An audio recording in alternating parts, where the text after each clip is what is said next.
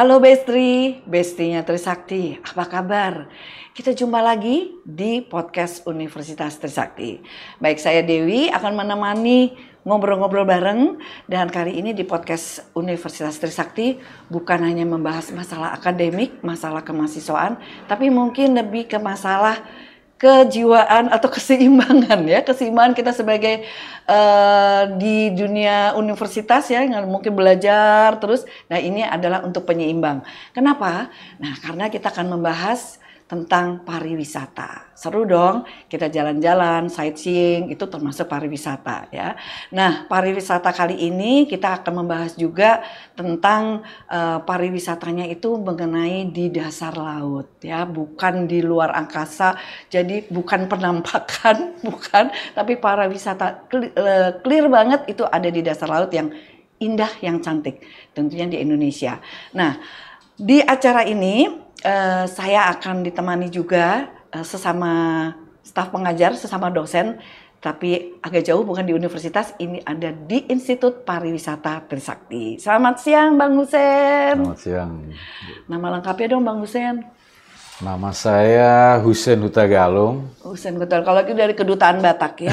Oke. Tapi tidak bisa bahasa Batak. Oh, tidak bisa, bahasa laut bisa ya. Bahasa laut saja. Nah, beliau ini dosen, kemudian peneliti, Ya. kemudian praktisi pemberdayaan masyarakat di Institut Pariwisata Trisakti. Penelitiannya juga mengenai pariwisata tentunya. Ya, lebih ke pariwisata berbasis masyarakat. Berbasis masyarakat, luar biasa. Nah, nanti Bang Husen ini akan menemani saya ngobrol bareng dengan, nah ini dia nih, dengan siapa ya? Beliau ini jauh loh kita datangkan dari Bali, karena beliau adalah yang punya, bukannya punya, yang cerita ya, yang menuturkan, yang mencerita, kemudian ada ditulis oleh Ayu Arman. Nah, siapa nih yang cerita? Nah, ada di sebelah saya, Mas Cipto Aji Gunawan. Selamat Gitu. sore, Mas atau Cipto. selamat apa aja lah ya. Ya, selamat pagi, selamat siang, salam sehat. Atau kalau di penyelam ada salamnya nggak? Nggak ada, tapi kalau saya dulu pernah ada, tapi saya lupa udah. Ada, tapi pernah. Pokoknya kalau salam sama ikan biasanya gimana? Saya ketawain aja. Ya, karena beliau ini selain makanya menceritakan setebel ini, ada 7 chapter ya, saya lupa. Ada 7 bab. 7 bab. Ada 7 bab. Beliau ini adalah salah satu yang mengepalai diving ya, diving division sampai sekarang ya, atau juga? Oh enggak, itu cerita lama. Oh, itu. cerita lama. Yang cerita baru sekarang? Pengangguran. Atau sekarang sebetulnya jadi penjaga kos. Jadi penjaga kos, tapi menemani yang diving masih, diver masih dong ya? Enggak, sekarang sudah lebih banyak diving untuk diri sendiri, Oh, untuk diving. untuk cari. menebar bermanfaat tanpa batas. Wis. Semoga bisa seperti itu. Seperti itu, karena menebar tanpa batas adalah dengan buku ini ya. Nah, ini tadi Bang Cipto, kita nggak usah ngobrolin umur ya, Pak Mali. Pokoknya beliau-beliau ini luar biasa. Kita akan ngobrol bareng mengenai bukunya sih, terutama ya. Jadi saya juga pengen tahu, dan tentunya nanti bisa dong akademi atau Bestri itu bisa beli dong ya bukunya untuk Bisa, baca ya. nanti langsung ke Trisakti aja. Langsung ke Trisakti. Oke, mungkin kita akan ngobrolin nih mengenai judul dulu ya. Dari judulnya ini kan Paradok Pariwisata Berkelanjutan di Indonesia. Nah, kalau yang seperti ini ya, buku ini, kalau paradoks sendiri tuh apa sih sebenarnya arti paradoks? Paradoks itu kan adanya hal-hal yang saling bertentangan, Oh, oke. yang saling tarik-menarik dua kubu yang berbeda. Sesuatu yang nyata, tetapi kenyataannya pun bisa berbeda. Oke. Kira-kira seperti itu. Tarik menarik. Tapi biasanya kalau tarik menarik ini justru yang seru ya. Iya. Ya, kalau istilahnya kalau itu plus sama minus. Ya, kira-kira maunya plus jadinya minus gitu. Jadi itu, tapi terus akhirnya tarik-tarikan, Iya. jadi akhirnya menjadi sempurna. Sesuatu yang dinamis Oke. dan masih menjadi perdebatan publik. Menjadi Iya, perdebatan seperti itu. publik. Iya, Baik. betul. Nah, jadi yang dimaksud dengan, kalau dikaitkan dengan di buku ini, Paradok Pariwisata Berkelanjutan di Indonesia. Jadi di sini di buku ini sebenarnya mengungkapkan tentang apa ya? Ini sebetulnya pengalaman saya yang kurang lebih ada 30 tahun, yaitu di dunia pariwisata. Iya. Di mana apa yang saya lihat, apa yang saya alami, dan apa yang digaungkan dan dipromosikan oleh Indonesia, itu seakan-akan dua hal yang berbeda. Seakan-akan banyak yang tidak menyadari bahwa Indonesia itu sebenarnya A, tetapi yang diangkat itu selalu B. Oh gitu? Iya. Contoh sederhana. Kita selalu mengatakan bahwa Indonesia itu negara kepulauan terbesar di dunia. Betul. Ya. Tapi kok pariwisata pulau-pulau kita tidak pernah menjadi highlight yang luar biasa gitu. Yang kita menjadi highlight, bahkan sesuatu yang agak ironis. Ya, contohnya. Misalnya bagaimana kita mendatangkan wisatawan sebanyak-banyaknya gitu. Padahal kalau kita sadar bahwa kita berbasis kepada pariwisata alam ataupun khususnya wisata bahari, itu ada batasan-batasan. Nah ini bagaimana? Apakah kita mau mendatangkan wisatawan sebanyak-banyaknya atau ada strategi tertentu untuk bisa mendatangkan wisatawan sebanyak-banyaknya, tetapi tidak bertentangan ataupun tidak melanggar prinsip-prinsip yang tadi, yang berikutnya, yaitu tentang paradoks keberlanjutan tadi. Kita bicara tentang keberlanjutan, tapi maunya semuanya serba banyak, instan, banyak. Nah, apakah instan banyak itu bisa berkelanjutan? Nah, ini yang sebetulnya dibahas di situ. Kalau dari kepariwisataan masyarakat tuh kaitannya dengan ini tadi tarik menarik tentang pariwisata ini gimana tuh, Bang? Ya, memang apa yang dikatakan Pak Cip itu saya setuju sekali ya, karena paradigma pariwisata ini sekarang sudah mulai terjadi pergeseran ya Pak Cip ya. Di sisi lain dengan katanya tadi Indonesia itu negara yang kaya tentang apa destinasi pariwisata dan lain-lain. Nah, tetapi kita juga harus sadar juga bahwa ketika kita mau mengambil keuntungan besar dari pariwisata itu, kita tidak melupakan apa yang disebut dengan tadi bagaimana sisi berkelanjutannya. Seperti itu ya Pak Cip ya? Betul. Jadi di sisi lain kita memang itu penting untuk devisa negara. Tapi di sisi lain kita juga harus meminimais dampak-dampak yang memang tidak kita inginkan. Itulah mungkin kacamata paradoksnya seperti itu ya Pak Cip? Iya, dan kemudian begini, selama ini kan kita menghitung pariwisata itu kan selalu dari pemasukan. Iya. Kita tidak pernah secara teliti menghitung cost benefit analisisnya. Karena pariwisata itu kan tidak tidak imun dari dampak negatif. Betul. Nah, dampak negatifnya nggak pernah kita hitung. Jadi balance-nya juga jadi nggak tahu ya, apakah ini yang mana yang lebih tinggi? Apakah kita berhasil karena mendatangkan wisatawan sebanyak-banyaknya yang kemudian di kemudian hari kita berjuang harus memperbaiki kerusakan akibat wisatawan yang terlalu banyak atau bagaimana? Nah itu dia ya, memang jadi bingung karena saya juga dengar kan terakhir Bunaken, wah udah nggak bagus sekarang, kotor kayak gitu, padahal. Nah, apakah masih apa sekarang udah baik atau cuma bukan hanya paradoks atau cuma rumor sehingga membuat kepariwisataan kita terpuruk atau bagaimana itu seperti yang dengar orang-orang awam ya? Bunaken itu contoh yang menarik sebetulnya. Jadi sebelum masuknya mass tourism khususnya dari Tiongkok, beberapa tahun yang lalu di zaman kalau nggak salah sekitar 10 tahun yang lalu ya. Itu tiba-tiba digelontorkan mass tourism yang masuk dari Tiongkok yang sebesar-besarnya. Sebelum itu, Bunaken termasuk sebuah destinasi yang lumayan segmented, di mana itu merupakan sebuah destinasi yang sangat terkenal di dunia sebetulnya, Bunaken itu. Dan dikunjungi oleh orang-orang yang memang cinta dan kemudian memiliki minat khusus di bidang wisata bahari khususnya penyelaman. Tetapi begitu digelontor oleh wisatawan besar dalam jumlah besar, terutama dari Cina pada waktu itu adanya penerbangan langsung dan penerbangan sampai direct ya ke situ. Direct. Ya? Jadi itu ada apa tuh namanya? Travel agent yang mengurus. Ya, semuanya diurus dari A sampai Z. Oke. Digelontor begitu banyak, mass tourism tidak terseleksi. Kemudian yang terjadi adalah kerusakan yang cukup masif, terutama di daerah-daerah tertentu di mana wisatawan itu dibawa ke situ dan kemudian karena wisatawannya tidak terseleksi, maka dampak lingkungannya cukup serius. Berarti intinya menurut Pak Cip, kita harus bijaksana ya melihat bagaimana fenomena pariwisata itu mau dikembangkan secara benar gitu ya oleh bangsa ini. Nah itu berada di mana itu?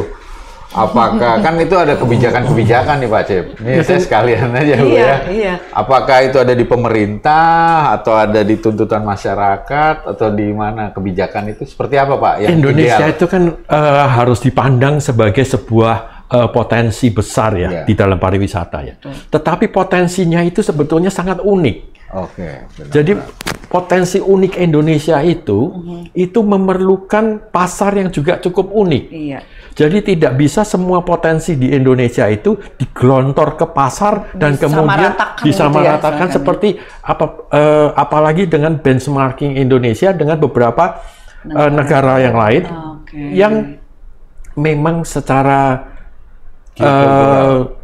geokultural, potensi pariwisata dan sebagainya itu berbeda. Iya, benar. Dan ini juga satu masalah ya, di mana Indonesia itu selalu menggunakan benchmark sebuah wilayah ataupun negara misalnya Thailand, Vietnam ataupun Malaysia yang seakan-akan mereka itu lebih daripada kita. Padahal bukan antara lebih atau kurang, tapi mereka berbeda dengan kita. Di mana kita melakukan benchmarking untuk sebuah destinasi yang berbeda gitu. Nah, kalau lihat seperti tadi digelontorkan akhirnya merusak. Menurut Mas Cipto, bagaimana ya pariwisata bahari ini bisa berkembang tanpa merusak ekosistem lautnya itu sendiri? Nah, kalau pariwisata pasar kita bisa bagi-bagi ya. Salah satu pasar yang jumlahnya terbanyak itu adalah pasar wisata yang motif berwisatanya adalah motif untuk diri sendiri atau saya sebutnya self-centric. Saya pergi ke satu tempat Instagramable, kemudian saya foto-foto dan sebagainya. Itu adalah model wisatawan yang jumlahnya sangat banyak, yang banyak diakomodasi oleh destinasi pariwisata kita, bahkan disiapkan tempat-tempat khusus untuk berfoto dan sebagainya untuk menjaring model wisatawan seperti ini. Nah, model wisatawan seperti ini juga punya kekurangan, di mana secara umum mereka tidak terlalu memperhatikan aspek lingkungan, aspek sosial dan sebagainya. Bahkan di beberapa destinasi, begitu destinasi itu diangkat, dikunjungin beribu-ribu orang atau beratus-ratus orang pada satu waktu, destinasi itu dalam waktu semalam bisa rusak.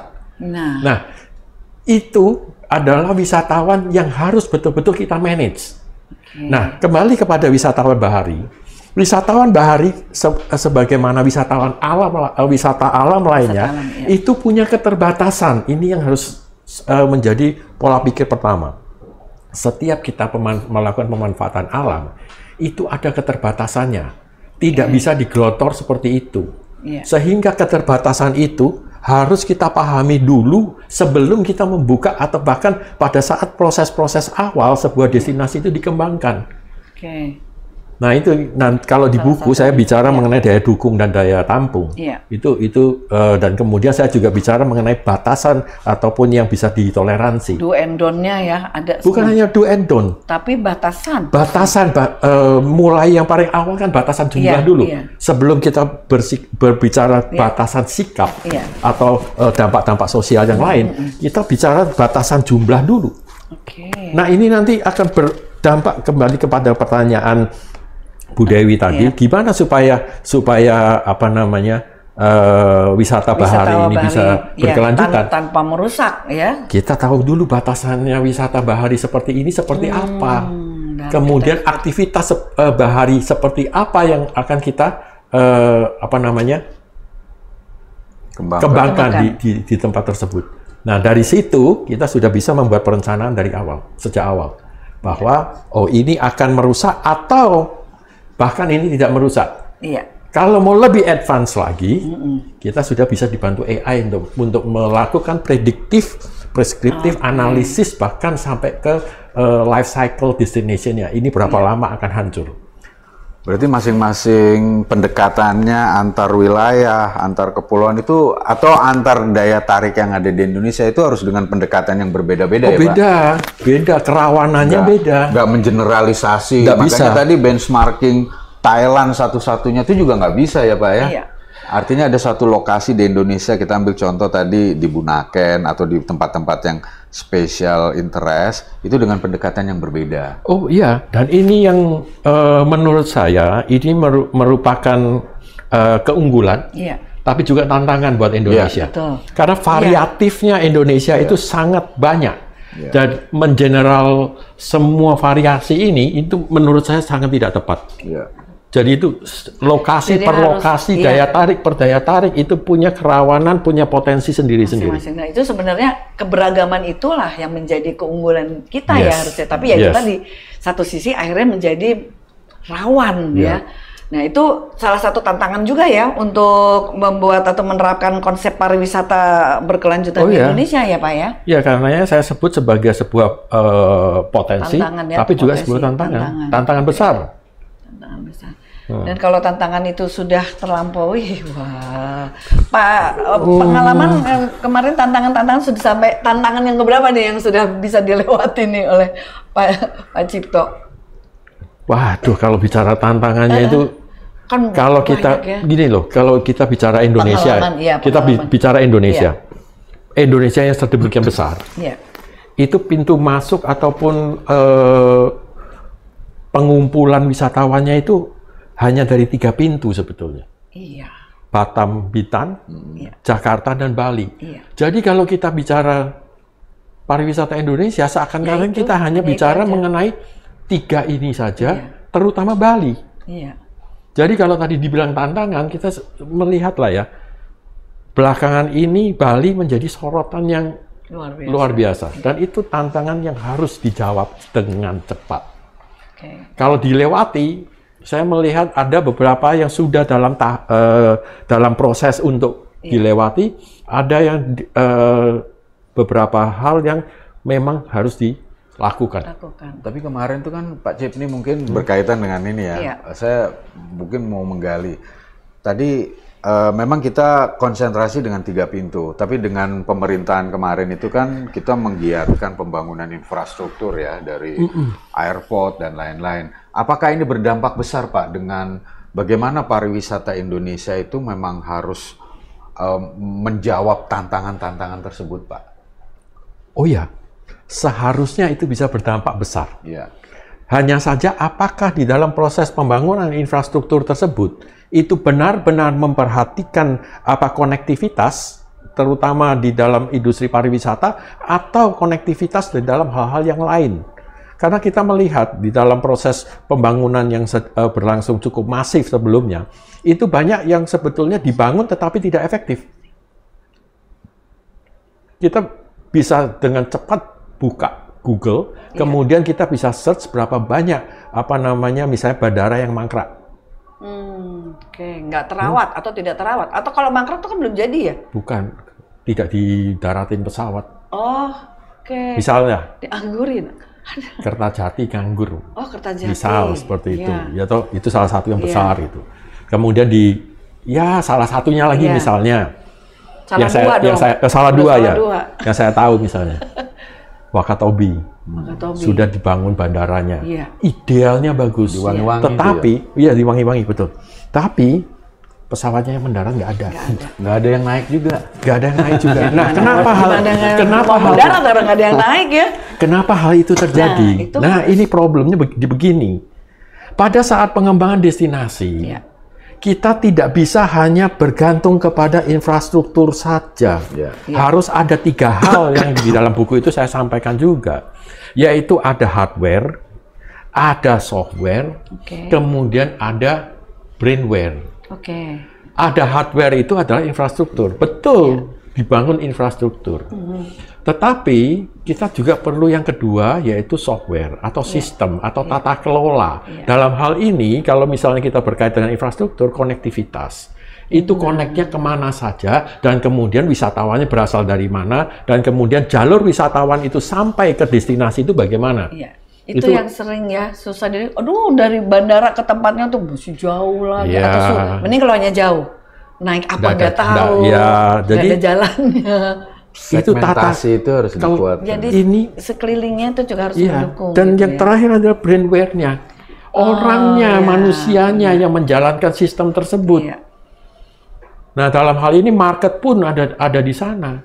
Apakah bagaimana respon pasar? Jadi tidak hanya sekedar infrastruktur buat, tapi sesudah itu baru mikir, ini sudah saya buat, gimana ya cari tamunya? Iya, betul. Atau wisatawannya gimana jalannya ya?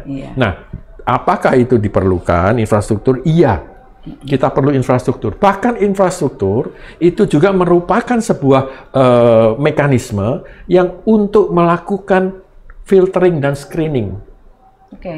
Contoh, sebuah daerah begitu mulai menjadi daerah destinasi pariwisata, tiba-tiba dibuatkan jalan yang besar. Apa yang terjadi? Wisatawan semua masuk ke situ. Sedangkan sistemnya belum terbentuk untuk melakukan mitigasi permasalahan yang ada di situ. Dengan demikian jalannya menjadi besar, orangnya banyak, problematik terjadi di situ.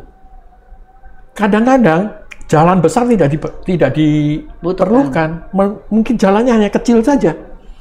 Kenapa jalannya kecil? Supaya juga ini merupakan bagian dari manajemen pengunjung. Pengunjungnya juga di-manage, jumlahnya di-manage dari awal. Jadi apa kayak antrenya gitu ya? Seperti itu istilahnya. Antrenya sudah. Jadi itu semua berkaitan. Kalau balik lagi bagaimana wisata bahari bisa berkelanjutan, itu mulai dari sistemnya maupun infrastruktur dan orang-orang pasar dan sebagainya. Berarti analisisnya harus kuat ya. Oh iya. Itulah eksistensi